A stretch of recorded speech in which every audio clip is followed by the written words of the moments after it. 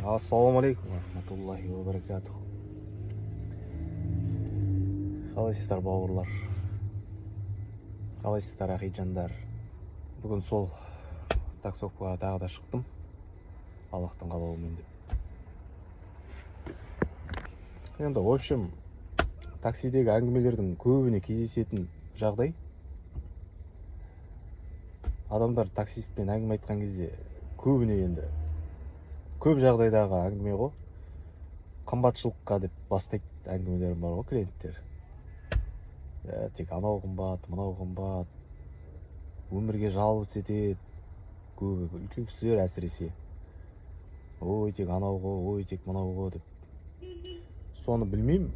Таксистер сол әңгімемен, олармен қолдап, сондай әңгімені қолдап айтам екен. Неден екенін ол әйтеуір көбі келеді де маған сондай әңгіме айтады, әлде тек маған солай айтам екен. Білмеймін енді. Сосын мен жайлап кеше болған оқиғаны айтайын. Сосын сөйтіп айтып келатыр маған. Ой, сейчас все дорого. Магазин заходишь, там последние копейки отдаешь деген сияқты ғой. Хотя просто домой хочется что-нибудь взять деген сияқты. Соны айтады да маған. Мен айтам ғой сосын, жалпы сізде баспанаңыз бар ма деймін ғой. Жайлап сұраймын ғой. Да, дом есть, да, квартира что ли? Мен айтам, да, квартира своя десем. Да, дейді. Еще андай жаңадан салынған новый үйге алып бармын. Соны айтам ғой, мә, онда дейтін сізге шүкір ету керек қой, көп нәрсеге деп. Да, конечно. Деп айтып кетті. Сосын мен айтам ғой, мысалға дейтін, сейчас многие же на квартире живут, молодые семьи, например.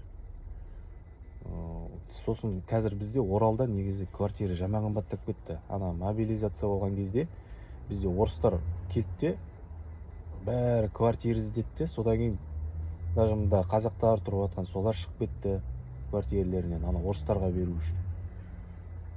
Содан олар квартиралары барлар, квартира жіберіп отырғандар, арендодательдер. Олар алды нені көтеріп жіберді ценаны, квартираның ценасын. Содан бізде цена дейтін шарықтап кетті общем. Қазір дейтін кішкене өткенде Атыраудың кісілері келіп, таңғалып жатыр да, сіздерде дейтін кәдімгідей қымбат қой деп квартира. Еще дейтін 3 күн болған ба, 2 күн болған ба квартира іздеп жүргендеріне. Подходящий квартира да жоқ дейді. Дұрыс. Енді көбі келгесін центрдан іздейді ғой. Соны айтады да маған. Бізде Атырауда дейді, мысалға тез дейді. Квартираны бүгін іздесем, бүгін табасың дейді. Еще ценалар ондай қымбат емес дейді. Ол рас енді. Бізде қымбатта именно Россиямен шекараласып болғасын ғой. В общем, айтайын дегенім, ол квартира жалдап жүрген адамдарға қазір оңай емес та негізінде. Бірақ соны ана кісіге айтам ғой. Енді сізге көп нәрсеге шүкір ету керек қой мысалға деп. Соны ойланып қалды да. Сондай нәрсені айтсаң, адам баласы ойланып қалады. Себебі ол өзінің бір деңгейінде жүрді, көп нәрсені түсінбейді. Сен оған айтсаң, ол бізде қазір альхамдулилля көп нәрсеге шүкір ету керек қой негізінде. Бұрынғы кезбен қазіргі кезді салыстырып қарайтын болсақ деп. Бастағаннан кейін барып адам ойлана бастайды да. Деп. Сосын айтайын дегенім жаңағы, біздер көбіне сол қолымыздағы барын бағаламаймыз да, сосын сондықтан көп адамдардың жаңағы мен байқайтыным таксидегі көбіне сол көп нәрсеге шүкір етпейтінін байқаймын.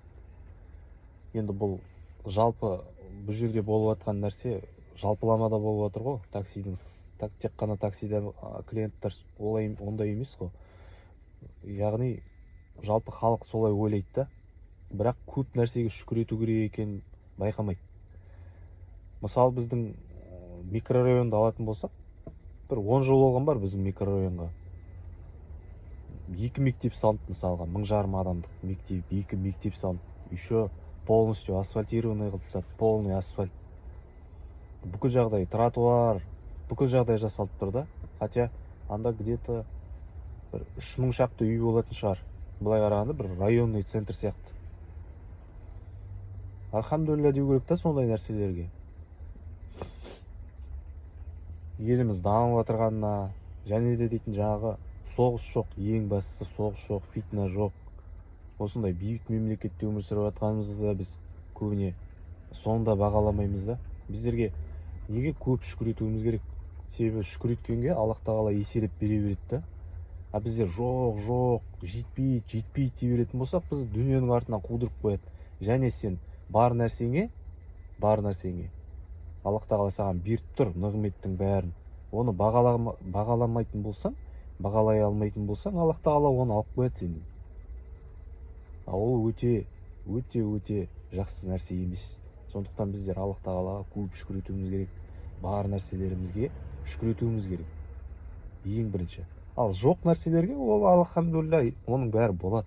Болашақта болсын, күні ертең болсын, оның бәрі болады. Просто сабыр қылу керек та. Және әрекет, енді міндетті түрде әрекет. Сол пайғамбарымыз саллаллаху алейхи вассалам хадистері енді бәрі көп, мысалы мұсылмандар біледі ғой, жаңағы сен бейбіт елде жаңағы сол үйіңде түнеп ешқандай жаңағы тревога жоқ, солай ұйықтап таңертең тұратын болсаң, сен бүкіл әлемнің нығметі сенде дейді да, негізінде. Сондықтан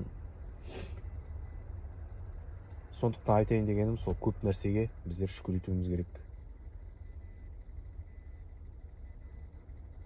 Сол бауырларға да айтарым, таксовать етіп жүрген бауырларға да айтарым, сол әңгімені айтқан дұрыс болады негізінде.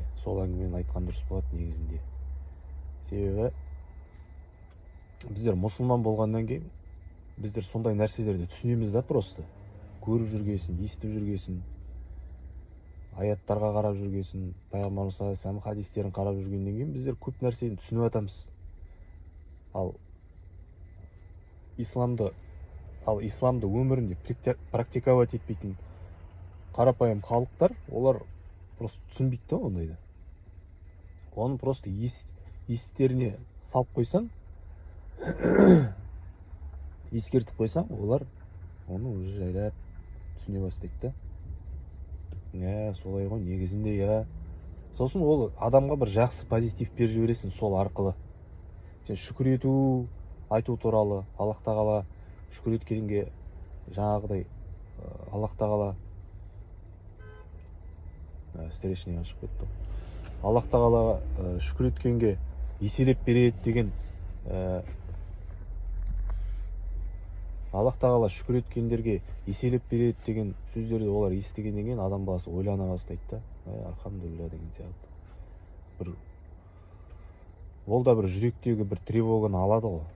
Адам баласы жоқ, жетпейді деп жүрген адам, ол всегда тревогада жүреді. Сондай мысль ғой, в общем, менде.